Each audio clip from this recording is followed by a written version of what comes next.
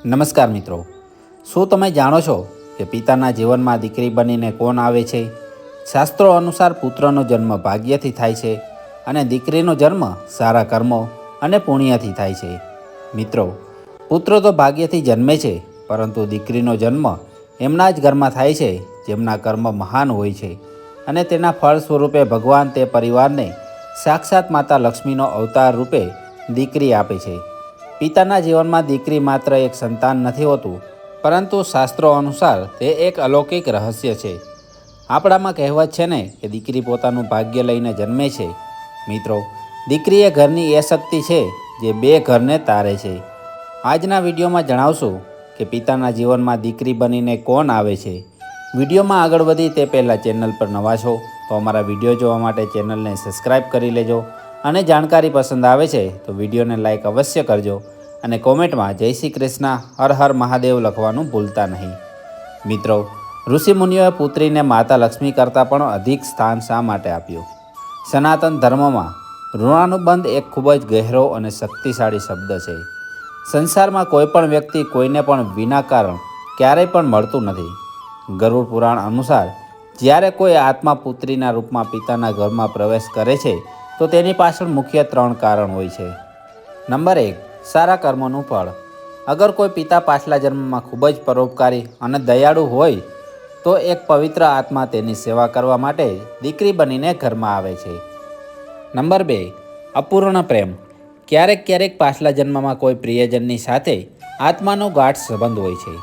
એ જ દીકરી બનીને અધૂરો પ્રેમ પૂર્ણ કરવા માટે આવે છે. નંબર 3, વંશમોક્ષ. મિત્રો, પદ્મપુરાણ અનુસાર જો કોઈ વંશના પૂર્વજો મોક્ષની પ્રતીક્ષા કરી રહ્યા હોય તો તે વંશમાં આત્મા દીકરી રૂપે આવે છે અને તે દીકરીના સદ્ગુણો તે વંશના 21 પેઢીને મુક્તિ અપાવે છે. મિત્રો, આજના સમયમાં આપણા સમાજમાં દીકરાને જ અહેમિયત આપવામાં આવે છે, કેમ કે દરેક પરિવાર વિચારે છે કે આપણા ઘડપણનો સહારો અને આપણા વંશને આગળ વધારનારો આપણો દીકરો જ છે. જ્યારે દીકરીને પારકું ધન માને છે અને દીકરીને બોજ સમજે છે. આપણા સમાજમાં આજથી અમુક વર્ષો પહેલાં ઘરમાં દીકરી જન્મે છે તો દીકરીને દૂધ પીતી કરવાનો રિવાજ હતો. સમય જતાં ધીરે ધીરે દીકરીને લઈને લોકોની સોચ બદલાવા લાગી છે. મિત્રો, આપણા ધર્મગ્રંથો કહે છે કે બેટીનું ઘરમાં આવવું એ બેંક બેલેન્સ નહીં, પરંતુ પરિવારના પુણ્યને વધારવા માટે આવે છે. હિમાલય રાજા દરેક પર્વતોના સ્વામી હતા, પરંતુ તેમના હૃદયમાં શાંતિ ન હતી. તેઓ બ્રહ્માંડની માતાને પોતાની પુત્રી બનાવવા માગતા હતા અને તેમની કઠોર તપસ્યાથી પ્રસન્ન થઈને દેવી પાર્વતી તેમના ઘરમાં જન્મ લે છે.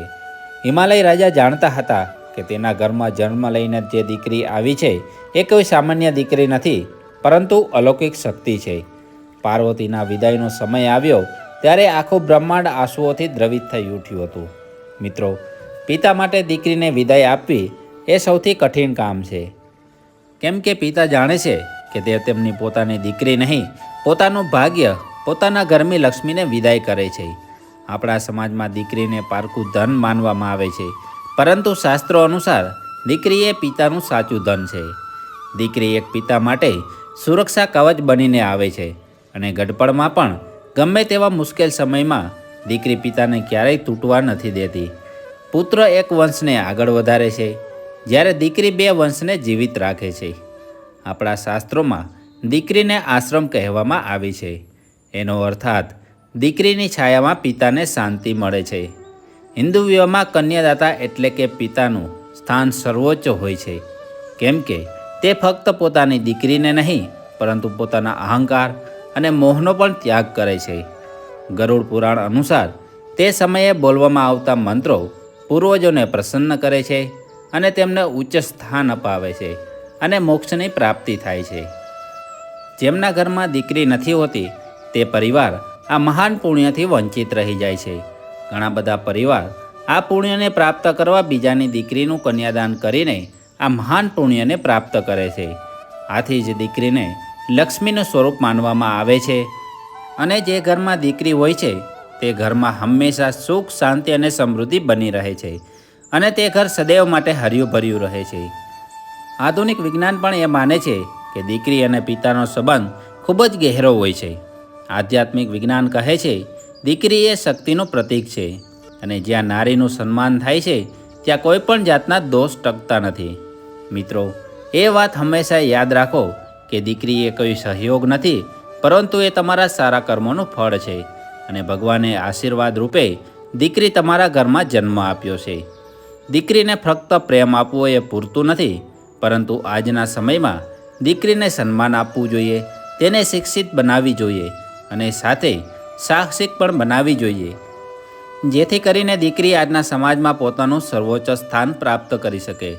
મિત્રો, દીકરીની તમારા જીવનમાં શું અહેમિયત છે અને શું તમે મહેસૂસ કર્યું છે કે તમારા દીકરીના જન્મ બાદ તમારું ભાગ્ય અને કિસ્મત બદલી છે અને તમારા ઘરમાં ખુશીઓના દિવસો લાવી છે? તો કોમેન્ટમાં અમારી સાથે જરૂરથી શેર કરજો. મિત્રો, આજની જાણકારી પસંદ આવી છે તો વિડીયોને એક લાઈક અવશ્ય કરજો અને કોમેન્ટમાં જય શ્રી કૃષ્ણ, હર હર મહાદેવ લખવાનું ભૂલતા નહીં અને અમારા વિડીયો જોવા માટે ચેનલને સબસ્ક્રાઈબ કરી લેજો. મળીએ છીએ એક નવા વિડીયો સાથે. ત્યાં સુધી આપ સૌને અમારા જય શ્રી કૃષ્ણ.